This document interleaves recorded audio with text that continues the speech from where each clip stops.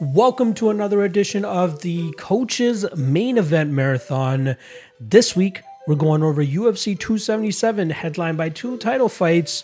In the main event, we got the bantamweight title on the line as Juliana Pena looks to defend her newly crowned title against former champion Amanda Nunes. And then in the co-main event, we got the interim flyweight title on the line as former champion Brandon Moreno looks to defeat Kai Kara-France once again in a rematch that took place way back at UFC 245, where Brandon Moreno was able to get his hand raised via decision that night. This week, we only unfortunately have one coach breaking down the main event and co-main event for us. Scheduling was a little rough this week to get everybody corralled, but we should be back to normal for UFC 278 next month with the usual three coaches that we're able to get on for this show. So appreciate you guys bearing with me, but I do have a very solid breakdown that I had recorded with my guy Marc Montoya of Factory X. Can't wait to hear what you guys think of his thoughts for the main event and co-main event of this weekend, as well as what his prediction is going to be, or at least what his bet is going to be for the competition aspect of the show. Speaking of the competition aspect of the show, let's check out the standings. Let's see where all the coaches sit after UFC 276. Unfortunately, none of the coaches ended up hitting that night, as four of the coaches ended up going with Max Holloway. He ends up losing to Alexander Volkanovski, as we know. Sean Strickland fumbles the bag for Eric Nicksick, who is still at the top, and only the only coach that's actually in the green right now at $5.91 for a 1% ROI, as he's gone 3-3 over his last 6 pay-per-view events. Santino DeFranco saw no change in his standing, as he actually took a push on the Sean O'Malley fight. As you guys remember, that fight ended up going to a no contest after that inadvertent eye poke from Sean O'Malley, which caused that fight to come to an end. So Santino gets a push there, but he is still in 5th place. So as you guys can see there, Eric Nicksick still holding the top spot. James Krause in 2nd place. Cody Donovan in 3rd. Tyson Chartier coming in at 4th. Santino in 5th. And Marc Montoya in last place. But I do respect his opinion the most. I will say that I'm a very big fan of what Montoya brings to the table. There you guys have it. The standings after 6 pay-per-view events this year. Still kind of close. Eric Nicksick's right there at the top. Let's see if he can hold on to that once this pay-per-view comes to a close. But first, let's get into the single breakdown that we have here with my guy Marc Montoya. Kicking off the show, we have one of my favorite guests that we have for this Coach's Main Event Marathon. It is my guy out of Factory X Muay Thai and MMA, my guy Marc Montoya. Marc, how are you doing, my brother? I'm great, man. How are you? It's good to be back. Yeah, it feels like forever since we managed to line things up again, but it is the beast of content creation. I wasn't able to drop one last month for the folks, but I'm getting right back on the horse here for UFC 277. And I'm like, you know what? Let's get my guy Marc on just to get back things into the swing of things. I feel like we have great chemistry. I love ragging on you. You love ragging on me. We have a great time whenever we break these fights down. But we do want to give a quick shout out to your team, man. You guys have been killing it over the last couple fights, last couple events. Specifically Dustin Jacoby going out there and getting a big win over Dao Un-Jung, and then obviously Cody Brundage. You know, I'm eating my words on that fight there. I hit you up afterwards. I'm like, you didn't tell me Brundage had hands, bro. I told you. I said, okay, you'll see. I told you. Yeah, you know what's interesting is, as long as I've been coaching, you'll have some ebb and flows from year to year. Obviously, consistency is always the key. But people are like, "Oh, you guys have done really well in the last few fights," and I want to correct everybody. That's not true. We've been killing it this year. I mean, from Gutierrez last year and end of last year into this year. I mean, if you think about Chris Gutierrez, you think about Jonathan Martinez, you think about Cody, you think about Dustin, you think about all these guys. It's like we've been getting after it, and not only have they been winning, but they've been winning with finishes. And Brandon Royval, I mean, you got all these guys that are just getting after it. And so I appreciate the accolades for a couple fights, but I've had several interviews where I'm like, listen, motherfuckers, we've been killing it for the year. And so it's an attribute to these kids working hard and getting after it. And so, Yeah. I'm really proud of them. They've really done some big stuff, and even our regional level kids that are coming up and going to be in the UFC, those guys have really been killing it too. So it's cool to watch, cool to see, cool to be a part of. And like I said, we appreciate it. But let's not say the last couple of fights, No, man. no, I know you guys been This killing it, this Mark. is a I, year.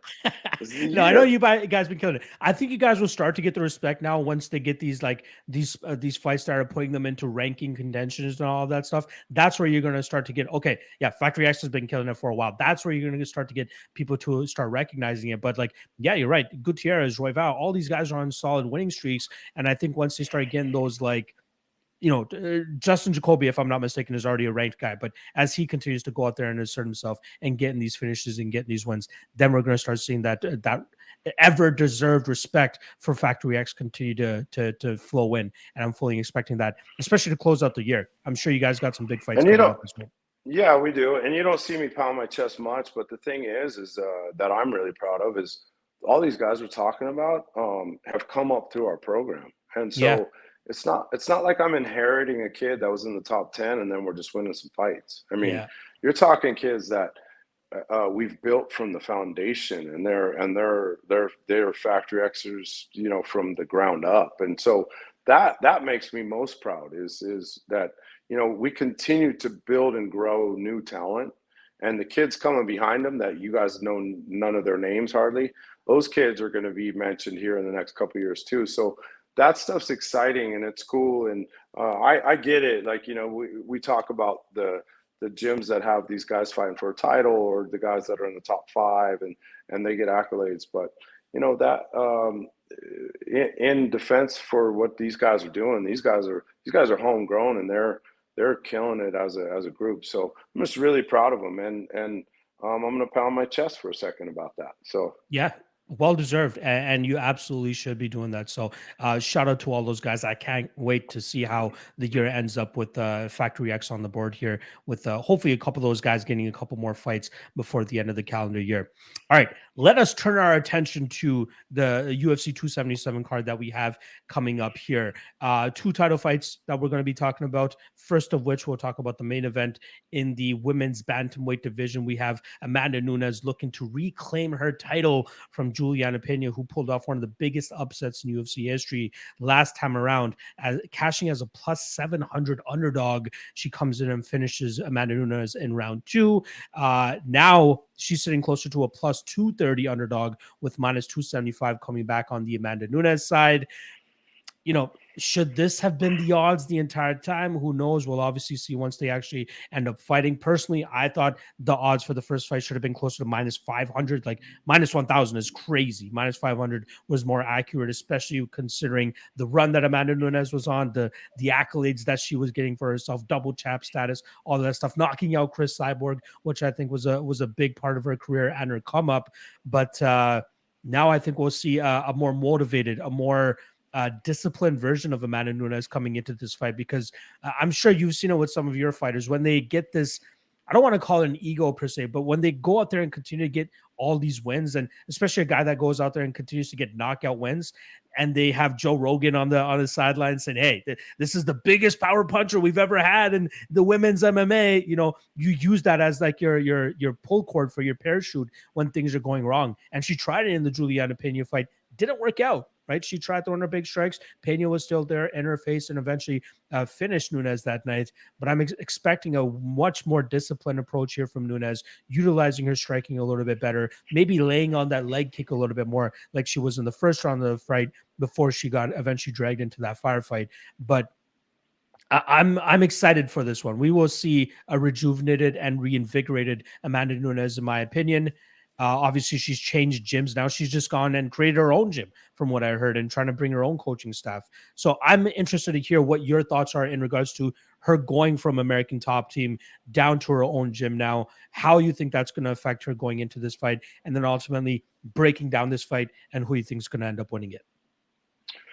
Well, there's a bunch of stuff in there. I think number one, Nunez fell in love with her power, and it was paying dividends.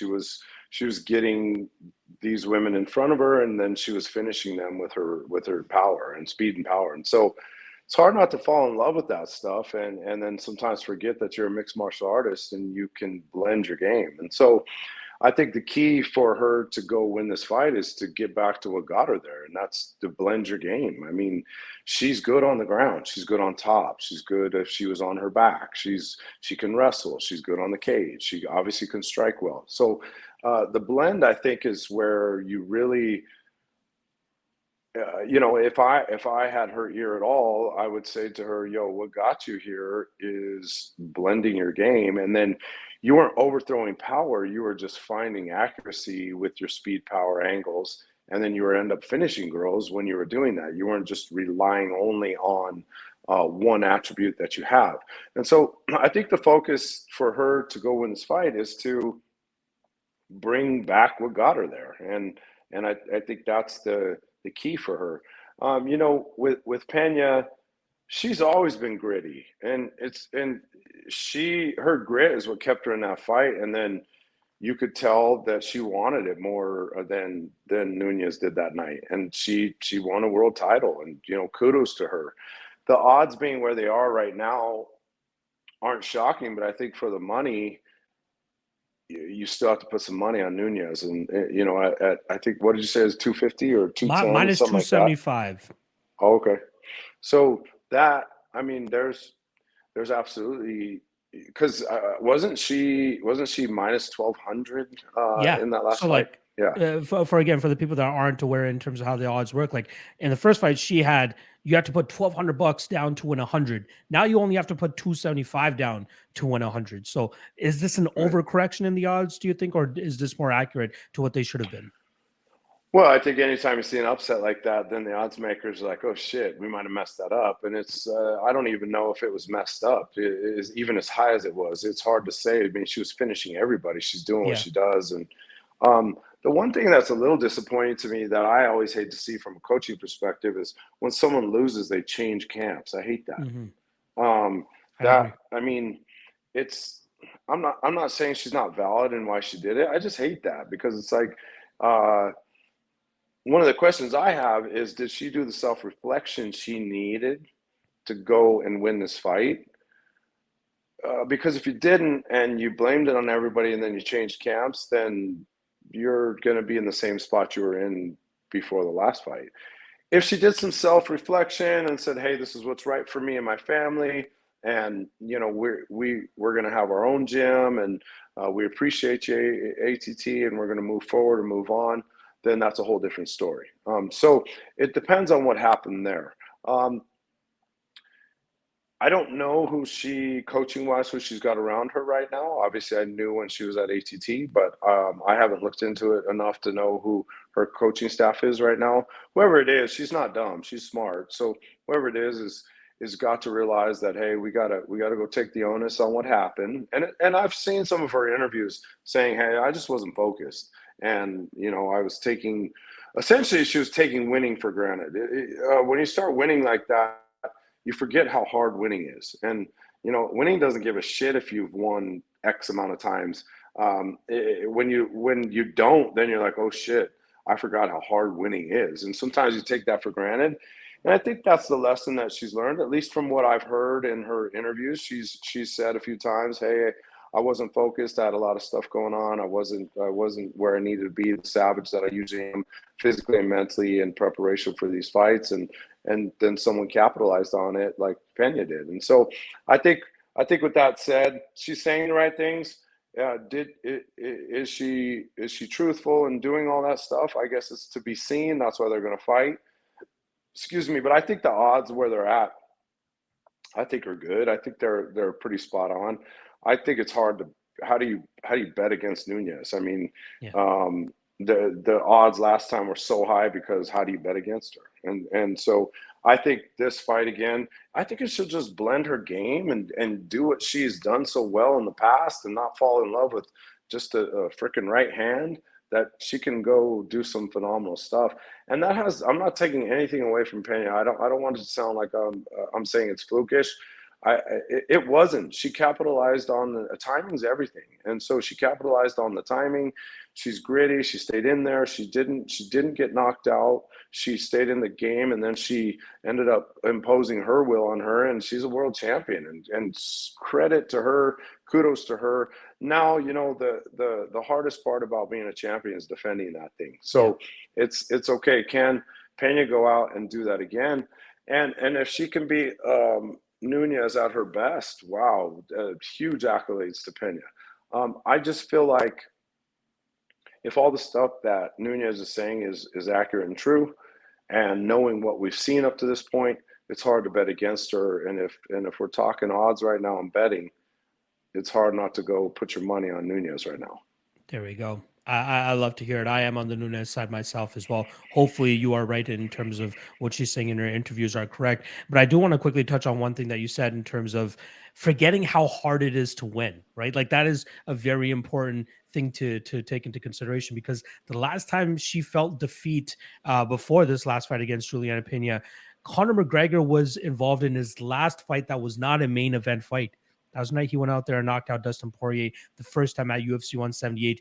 If I'm not mistaken, you were at that card as well, Mr. Marc Montoya. Do you recall it was a James Krause fight that night? You must have been cornering him. Yeah, I was. Yeah, I think, the thing is it's a long time. I mean, we talked about Dustin Jacoby earlier. Yeah. Dustin Jacoby hasn't lost since 2016.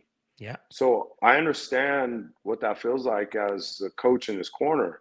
Your expectation is to go win, but you can't you can't forget how hard the winning is, because there's times before 2016 where we lost. And so let's not go remember the losses necessarily. Let's learn from them, but let's remember how freaking hard it is to consistently win, especially at the highest level. And so, dating back to what you said, for Nunez, sometimes you take it for granted, and that complacency kills you. I mean, it kills you. And so the consistency is the gift you give for free, and the consistency of your mindset is huge, and the consistency of winning is huge, and that's a gift, man, and that's a free gift. The consistency, complacency is problems. That's where you see complacency get put in place of the consistency and move it out. And then you're like, uh-oh. And she sat there for a night, and, hopefully she's figured that out and figured out, that's not going to ever happen again, as long as I'm fighting, as long as it's on her watch. And she goes and does that. For Pena, though, she's just got to go do the same thing she did, just not get hit as much. And go be gritty and get in that phone booth with her and put her in the cage and put her on the mat and make her struggle and be on top and just fight that gritty game she has. I mean, she's obviously a champion for a reason. There you guys go. Both me and Mark believing in the Nunez side of things this week, and hopefully she can recapture her bantamweight gold. All right, that is not the only title fight that we have on the docket on this Saturday night. We're going to also be talking about the interim flyweight fight between Brandon Moreno, former champion, and Kai Kara-France. Now, this is actually a rematch of a fight that took place at UFC 245 back in December of 2019, right before the pandemic hit. And that night, Kai Kara-France was a minus 160 favorite. Plus 140 was the return on Brandon Moreno. Moreno goes out there, has a beautiful striking clinic in rounds 2 and 3, outstriking him, beating Kai Kara-France to the punch pretty much every time, not to mention countering very effectively, which is why he was able to bust up Kai that night the way that he did and then take home the victory as an underdog.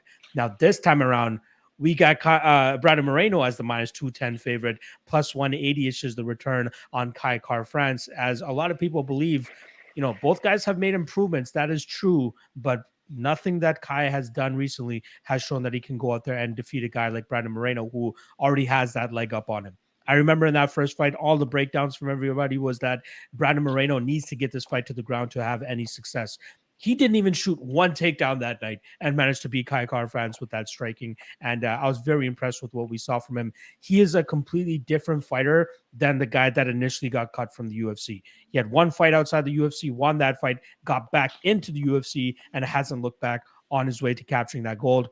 Obviously fumbled it last time around against Davison in a very close fight, but now I'm expecting him to go out there and showcase even more improvements against a guy like Kai Kara-France. One of the big changes in Brandon Moreno's game is obviously realigning himself in terms of coaching, and he's going with your guy, your pupil, James Krause. Firstly, I would love to hear you speak on the fact of seeing James go from being the fighter to now this, highly acclaimed coach, and a lot of people giving him the respect and shine that he is. I would love to hear you speak on that, and then eventually roll into that Brandon Moreno and Kai Kara-France breakdown. And also, I would love to know if James actually hits you up and said, "Hey, what are your thoughts in regards to this fight, and what can we do to win this fight?" Obviously, without showing your hand, please do speak on this fight. Yeah, it's an interesting fight. I mean, to discuss Krause first, obviously I'm super proud of him. He was a fighter of mine for a long time.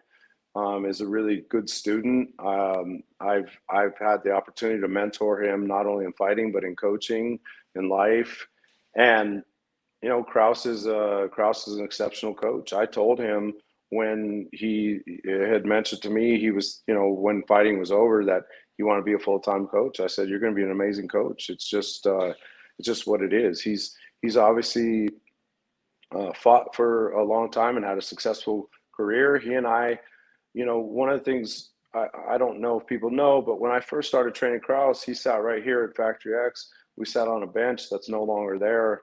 And we sat there and he said, "Coach, I might be done fighting." And I said, "What are you talking about? You're so skilled, And he's like, "Yeah, I just don't know if I still want to do this." And da, da, da. I've never won 2 fights in a row ever in the UFC. And I told him, I said, "Look, man," and we had a long discussion. And then the bottom line was I said, "Look, give it 1 year. If we don't win multiple fights in a row, then quit." And, we went on and we won a bunch of fights in a row. We won like 7, 8, 9 in a row or something like that.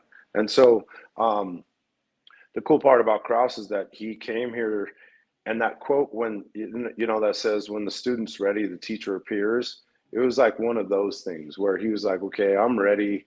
I want to learn. I want to grow." And as a fighter, he did that. And he and I created a real close bond in all of that. And so it's cool to watch, when you see a branch coming from the main tree going out there and being successful like he is, and having an opportunity to mentor him and talk to him and see him go on his own too, and just grow on his own and do his own thing. He's not me. I don't expect him to be. He's definitely like you said, one of my pupils, and I'm proud of that. I mean, it's something that I spend a lot. I don't think people understand that I spend as much time developing coaches as I do fighters. That's something that I've done forever. I have an internship program for all my former fighters that come in here and want to be coaches. They spend 400 hours with me unpaid. Wow. And we do that. We do that in my sessions. We do that weekly. We do that in fights. I take them to the fights and put them in the corners, and they do all that stuff to see, is this really what you want to do? Because if it is, this is a real selfless game, and it can be tough. Being a coach is not for everybody, and so I've spent a lot of time, and I've developed a lot of coaches from within. That's always been something I wanted to do, and it was the direction I felt we needed to go in order to grow and expand. And so, and Krause is no exception. He's done an amazing job. He and I have spent a lot of time together in coaching. I took him on the Ultimate Fighter show. He was one of the athletes that I picked when I was the head coach on that show to come with me. And I would say Krause and I spent almost every waking moment for 6 weeks together, training, coaching, and doing all that stuff. And he was still fighting at that point too.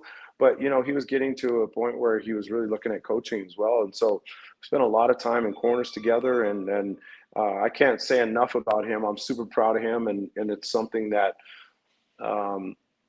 makes me smile when I'm watching him be successful, and it makes me cry when he's not, and because I know how it feels. And so, I don't have a mentor in fighting. I'm obviously one of those guys that was at the front end of all this, more of that trailblazer, and that's a tough job. You can call yourself an OG. Yeah. I mean, that's because you fuckers will call me old, so I don't say that, right? But when you put ego aside and you're willing to be mentored, like Krause has done, then, if you take all of his attributes plus that, then you get success, and that's what he's doing. So I'm really happy for him. He's got an opportunity to go, win a fight this weekend with a real high profile fight. Obviously, we're watching that fight real closely because of Brandon Royval, Yeah. Being one of our guys, and we're sitting right there in the cusp of what happens with the Moreno Kai fight, what happens with the Perez Pantoja fight, what's happening there, and so we're paying close attention to that, and we're going to have to make some decisions based on what happens here for Brandon Royval's career, and so this weekend's a big weekend. With Moreno, I got to be honest with you. I think the key to success for Moreno is going to be his body lock. I think it's not that he can't outstrike him, because he's shown he's a better striker now than he was when he beat him. Yeah. But the thing is so is Kai, and so where Moreno won the world title, not the interim, but the world title fight against Figgy, is it all stemmed to the body lock. They were striking, and yes, he's got a good chin, and he's got good in and out, and blah, blah, blah, but he was able to blend to the body lock. And the body lock is ultimately what that takedown that he hits and does so well with is ultimately what set them apart in that fight. And I think he's going to need to utilize that for this fight and be able to blend into that in order to be successful. And, with Kai, he did a good job against Askarov in defending the takedown, but Moreno's takedown is way different. It's Greco style. It's not the standard single double stuff that you see. And so he did a great job with that. He comes from a great camp too. So, and obviously we know both guys. Brandon Royval fought both guys, obviously finished Kai when we fought him. And then crazy fight. In the Moreno, it was wild. In the Moreno fight, we were just getting started, and that's when Royval's shoulder came out. So it's kind of unfinished business there, especially physically and mentally. So it's hard to say where that fight would go because we never got to actually complete it. Kudos to Moreno, because it doesn't matter how you win, you win. So, but the point is that with Kai, his camp is obviously well versed in fighting. They've done an amazing job. They absolutely have to be able to neutralize that body lock. And I think that is the key to the success on either side. If Moreno doesn't attack enough of that, you give Kai the ability to try to walk you down. He's got power, obviously, especially for that division. And he can be basic, but his basics work.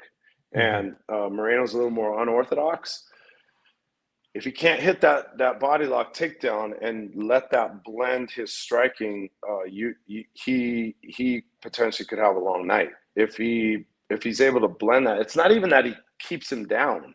It's just that the threat of that consistently happens. Yeah, it puts in your head that we're not just striking here; we're doing mixed martial arts, and I think that's the key to the success on or failure on both ends.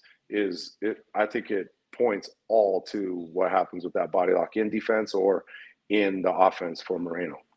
I like the ability to mix up a full MMA game, right? Like being able to threaten with the grappling, even if you're not expected to go out there and have a Khabib type performance with your grappling. At least it puts it in the opponent's back of their head, like, okay, I got to be careful when I'm throwing my strikes because I might get countered with the level change and possibly get taken down or get dragged into a body lock and get taken down that way as well.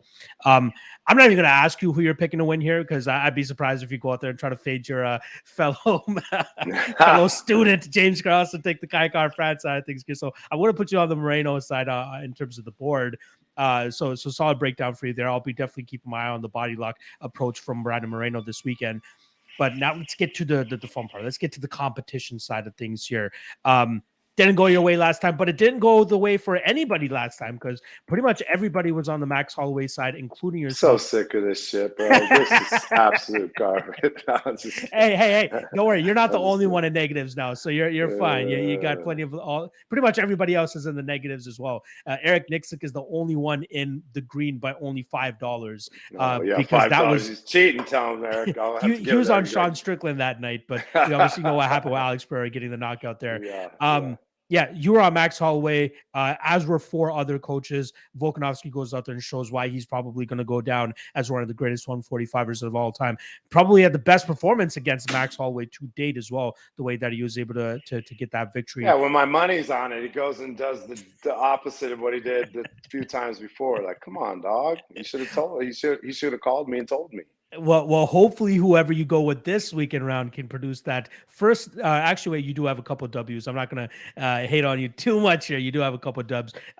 Just looking back at it, Kevin Holland cashed for you back at UFC 272. And then you also cashed with Valentina Shevchenko, although that was a minus 630 favorite. At least you got on the board. That's all that matters. So what are you going to go with for a UFC 277? I gave you the main card odds and fighters before we hit record.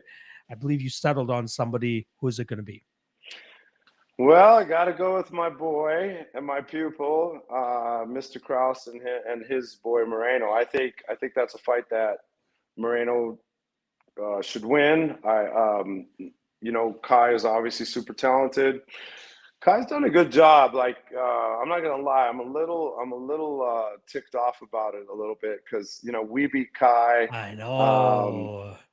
He's very got unfortunate the interim title. For Raw Dog, man. Very unfortunate. Yeah, the flyweight division is a freaking mess. I mean, it's a total mess because when you look at it, it's like we beat that guy, but that guy beat this guy, and this guy beat that guy, and blah blah blah blah blah. And the matrix of it makes zero sense, even to the matchmakers. They're like, dude, but that guy beat that guy, but that guy beat that, and it's a freaking mess right now. So, no, it's not Kai's fault. Kai's done a great job, but I'm just a little. You salty? You salty, Mark? Yeah, I'm a little salty. Like, damn it, Obviously, if we would have won the Pantoja fight, it would be a whole different story for us. So, but anyway. The point is I think Moreno will utilize his blend and his game. I think the odds are good on that one. Obviously, I talked about what I think the key to success or not is in that fight. Knowing Krause and having opportunities to coach him and speak to him. I think they have a really good game plan to go in there and win a big fight. Puts Moreno right back in the world title hunt. I think this is for an interim belt, but that's just because they can't get Figgy and Moreno to fight right now. That's a whole nother situation. That's a whole nother issue we got going on with the division. But so whatever. I mean, a belt's a belt. I'm assuming Moreno's gonna throw it on the fucking floor and be like, I want my real title type thing. Yeah. But a belt's a belt. So to go fight for that, good kudos to both guys. But I think Moreno surrounded himself with some good guys and in Krause in general. And how am I going to go against my guy? So there you go. I think even if Krause isn't my guy, I still would pick that. I'm not picking it because that reason only, but I think Moreno goes out there and gets the job done. I love it. Moreno minus 210 is what we're going to be locking in Marc Montoya with. Personally, I already have him as my lock of the night play. I got in earlier this week at minus 187. I saw this from a mile away. As soon as they match this up again, I'm going Moreno all day, with or without Krause. I think Moreno still gets this thing done. Last thing, and I'll let you go after this. Can you give us an update on Raw Dog? What's going on with Royval? Does he have something lined up? Is there something in the pipeline? Can we get any update on probably the funnest flyweight currently active in the UFC roster? We've been given a couple options, and what we chose to do is wait for this weekend. So what we want to do is we want to see what happens this weekend. We want to see how that division shakes out. We want to see how the Perez-Pantoja fight goes. We want to see how Kai and Moreno go. And with all that, then we want to make some decisions based on what happens. And, like I said, the division is such a mess right now Yeah. in the sense of the matrix of it all. It made best sense for us to not just jump on a fight. It made better sense to wait this weekend and then make a decision on what we're going to do. So nothing's officially planned because of this weekend. So we're just waiting on this weekend, and then we'll get with the UFC, and we will get with Jason House, our management group, and go and then figure it out for Mr. Royval for sure. So we're excited for him. I mean, he's such a talented individual and such a great kid. I'm just excited where he sits right now, and we look forward to our next opportunity with one of these guys soon. I love it. And it doesn't help that Figueiredo is sitting on the sidelines the way that he is, but hopefully we get some more clarity after this weekend. Mark, as always, truly appreciate you giving us the time to do this. Hopefully you end up casting on Moreno this weekend. We can get you a little bit more into the green. Hopefully work your way up that standings, but appreciate it as always, and I'll catch you again for the next one. It's great to see you, man. Keep killing it. Keep sending me those DMs, huh? So I could talk some more shit to you. Love you, brother. All right, bro. I love you, dog. See ya. And there's the breakdown with my guy, Marc Montoya. Hope you guys enjoyed his words of wisdom, as well as an update on my favorite flyweight on the roster, Brandon Royval. He's got a great stable of fighters over there at Factory X, Muay Thai and MMA. These guys are just knocking on the door of the rankings, and I can't wait to see how Factory X is able to close out this year. All right, before we wrap this show up, let's go over what all the coaches are taking as their main event selection for UFC 277. Marc Montoya, James Krause, and Santino DeFranco are all banking on the former flyweight champion Brandon Moreno, and they're getting a minus 210 price tag to boot. Tyson Chartier is hoping to make a big splash here with the big underdog cash on Anthony Smith, who's coming in at plus 410. Eric Nicksick hopes to hold on to the top seed here by cashing on former champion Amanda Nunes in the main event as a minus 275 favorite.